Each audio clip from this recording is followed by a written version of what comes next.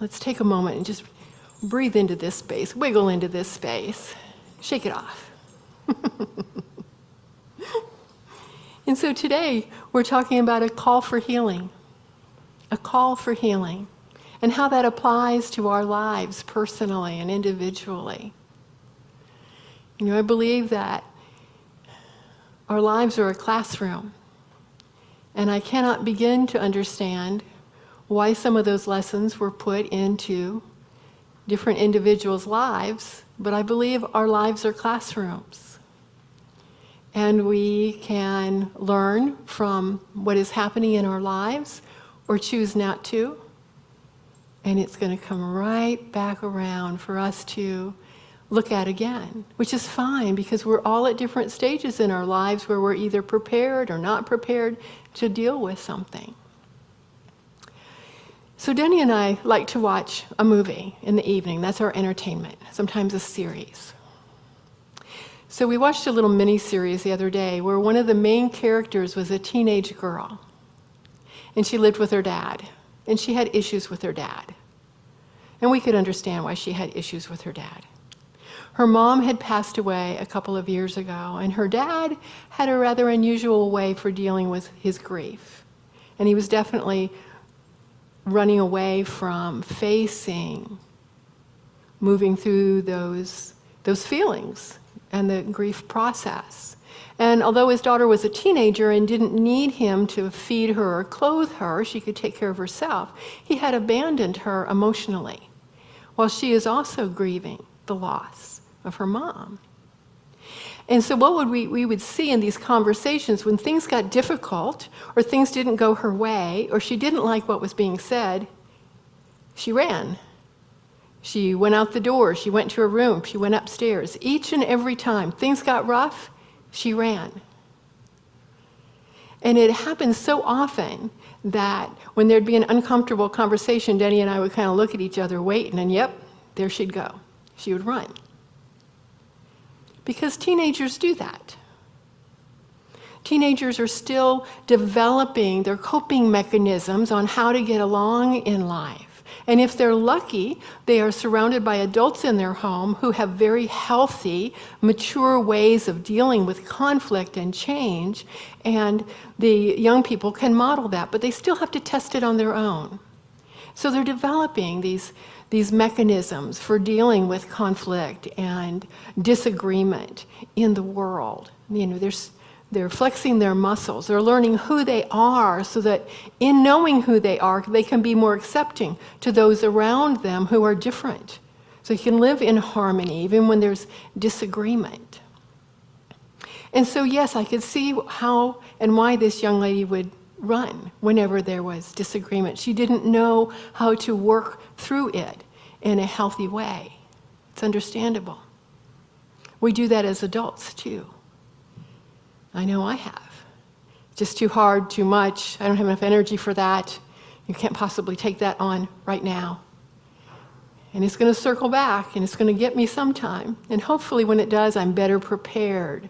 Maybe I'm more well-rested, or I've done some reading, I've done some inner work, so that I can address that which needs to be addressed. So in my life before ministry, I was a human resources executive, and I was really good at my job. I was called into conflict a lot. That's what you only need human resources for. It's not when things are going well, right? There's a conflict between the supervisor and their boss, or the supervisor and line staff, or line staff with each other, or there's a union campaign going on, or a mediation.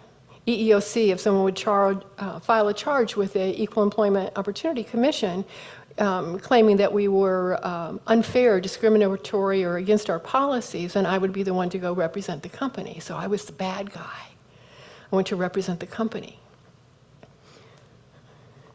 I was even better at my job when I discovered unity, because I applied unity principles in every one of those situations, and nobody knew it. I would walk in, and there would be the upset employee over there, and maybe her lawyer or a representative and the mediator, and I would sit there just silently to myself saying, "You are a beautiful child of God. I am here to listen to you. I am here to see what you're upset about. I'm here to hold that for you.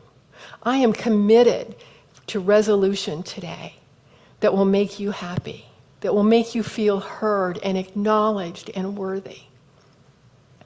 So my bosses thought I had a magic wand because I did this better than anyone else in the company. And I did have a magic wand. It's called love.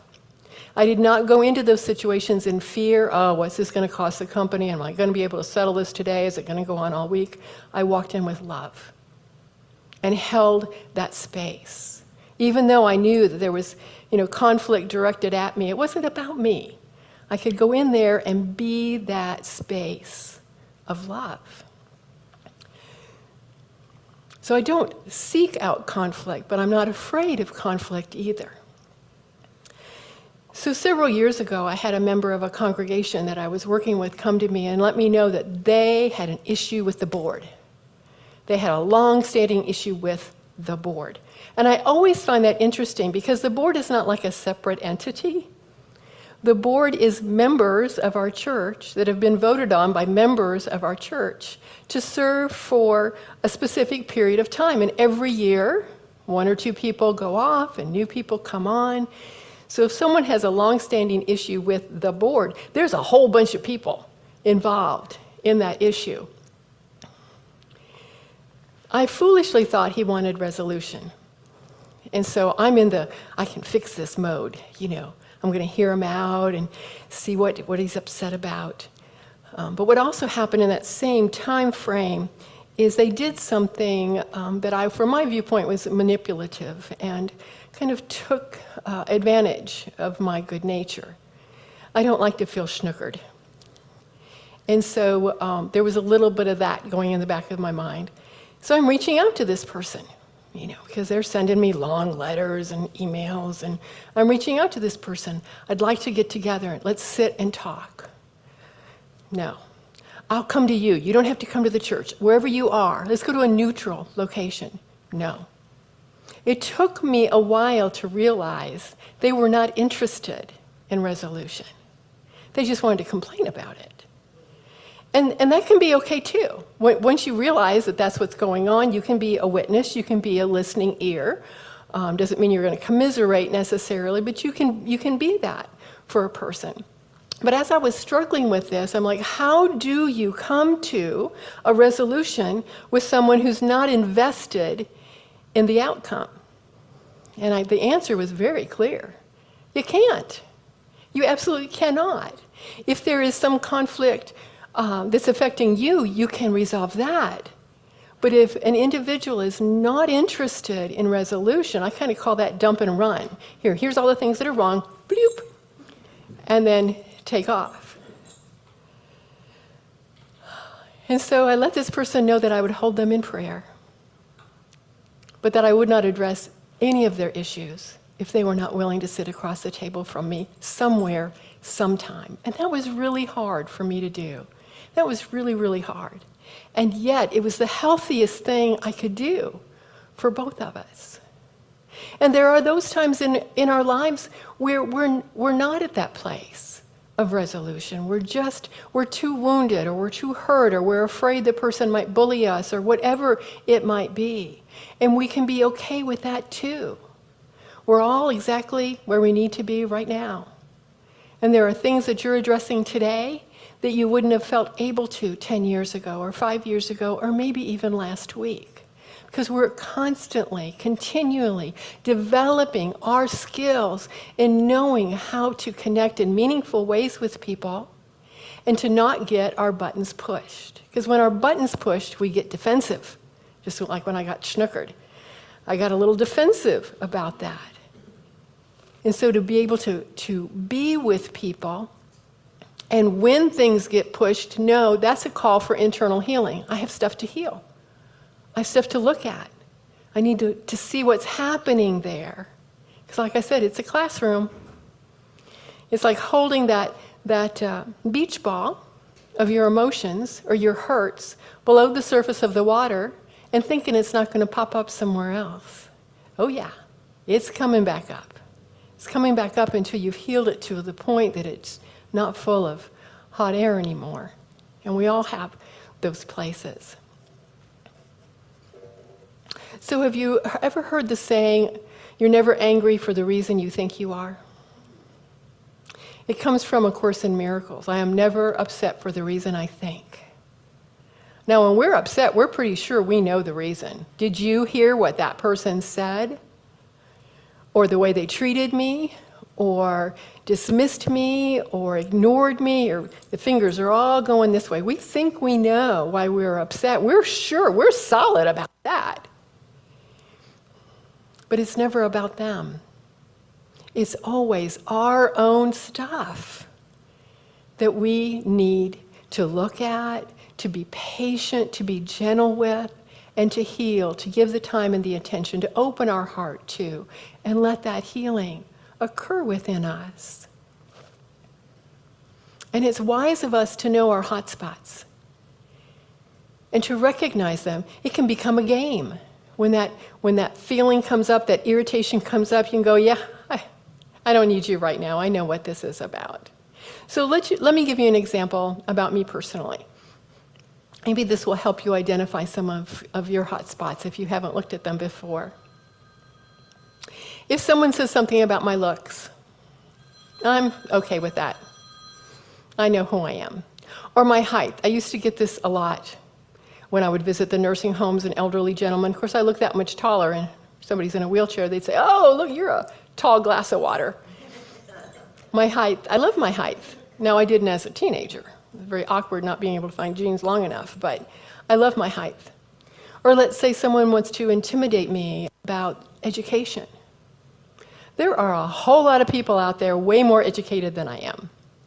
I have a master's in divinity. Lots of people have masters and PhDs and beyond, degree after degree after degree. That doesn't intimidate me. Someone maybe intimates that I can't do something, just maybe hints at it. And starting to get a little bit now. It's coming to the surface.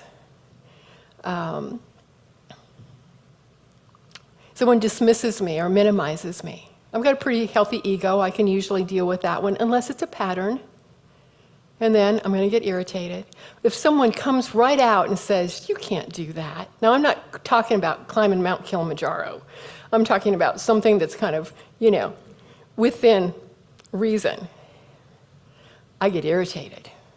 I might even get indignant about it. I know that is one of my buttons. So because I know it's one of my buttons, through my awareness, I can just unplug it when it happens. I can just take the wind right out of its sails and say, not going there.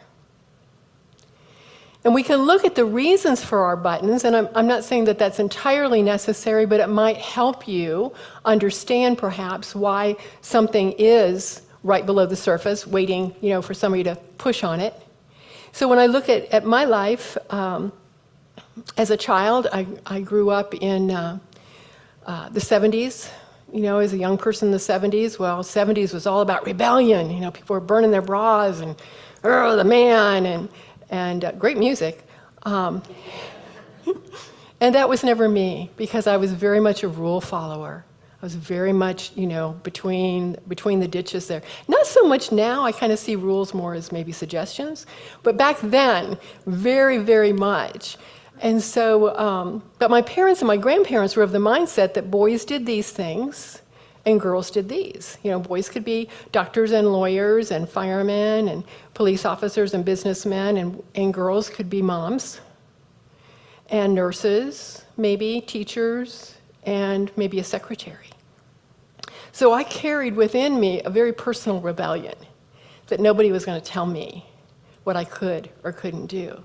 And I realized that was the source of a lot of my buttons that got pushed over a lot of years until I recognized it. So what might be some of your buttons? Consider that for just a moment. What might be something for you that you get defensive about or you get irritated about?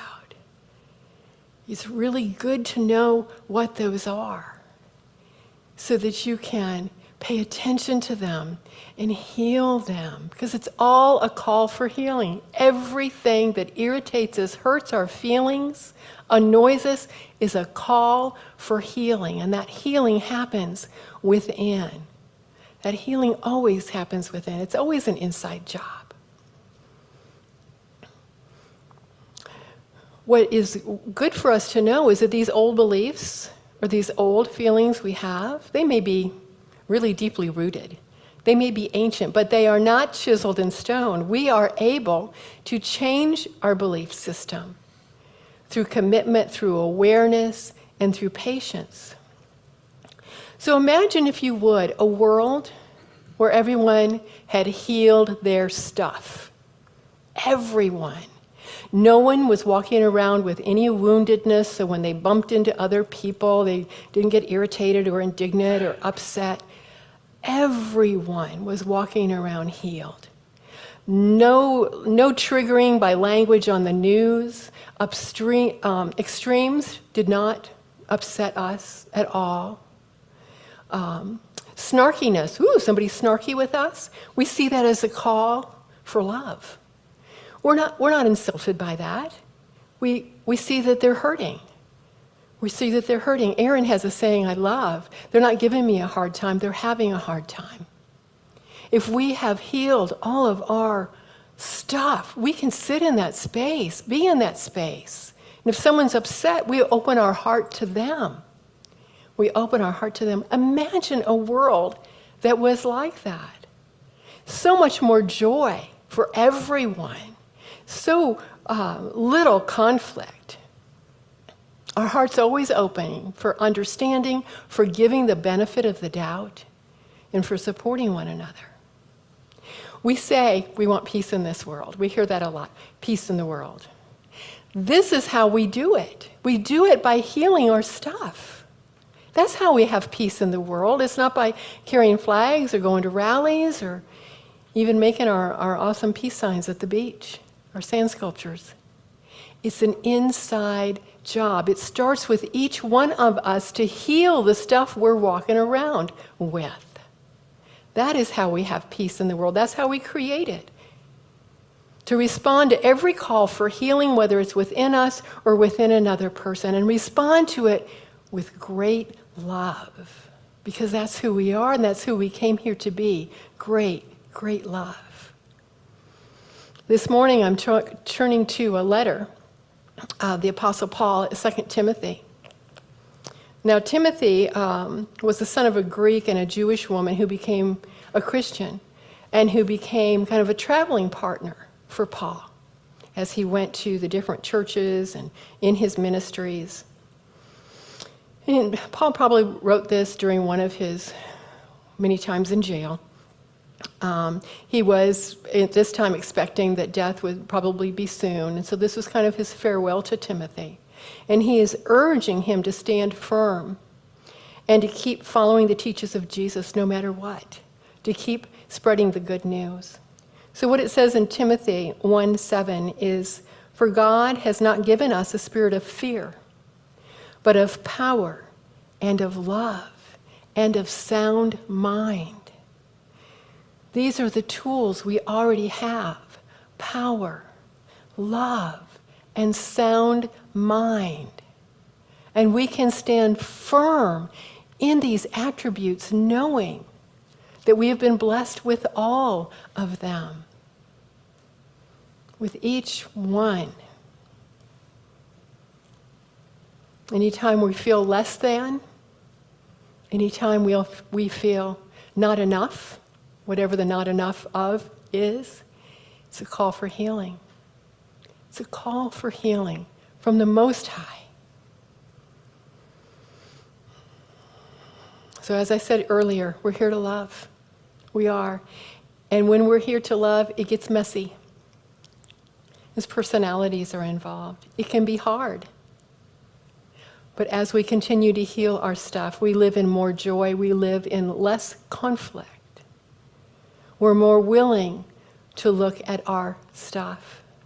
We're more willing to open our heart to one another and to be a place of acceptance and love for all. May today be a beautiful day of joy for you. God bless you. Thank you.